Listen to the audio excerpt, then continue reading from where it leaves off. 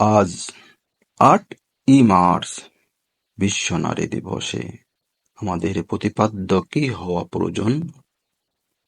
যদি আমি বুকে হাত দিয়ে বলতে পারি, হে বিশ্বের সকল নারী, তুমি আমার কাছে নিরাপদ, এই কথাটা যদি সকল পুরুষ বুকে হাত দিয়ে বলতে পারে, তবেই আমি বলবো, হ্যাঁ, আমরা নারীকে সম্মান দিতে পেরেছি। কিন্তু দেখুন, আমরা মুখে বলি কি আর কাজে করি কি?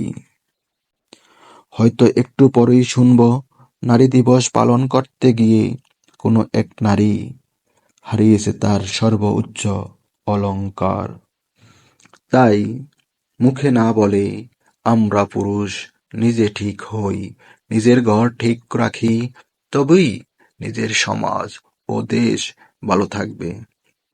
হে পুরুষ, নারী আমার মা, নারী আমার সহধর্মিণী, নারী আমার বোন, নারী আমার মেয়ে। নারী যদি না থাকতো, আমাদের ভীষণ অসম্ভব হয়ে পড়ত। তাই নারীদের সম্মান করতে শিখো। কিন্তু অসত্য হলো যে তুমি যত বেশি এগিয়ে যেতে চাও, ততই তোমার জীবন বাধাগ্রস্ত হচ্ছে।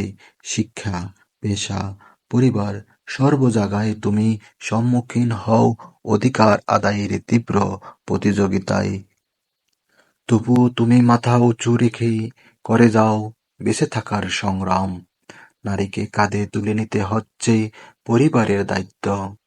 তাকে জীবিকার প্রয়োজনে অনেকের সাথে চলতে হয়, অফিস বা ব্যবসা প্রতিষ্ঠান সামলাতে হয়। এই চিত্র আধুনিক শিক্ষিত সমাজে যেমন আছে, তেমনি আছে খেটে খাওয়া তৃণমূল নারীর সমাজেও।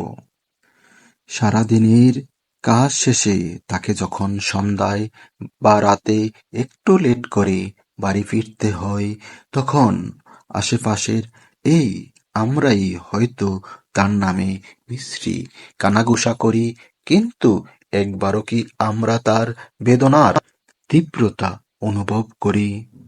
তার পরিশ্রমের সঠিক মূল্যায়ন করছি?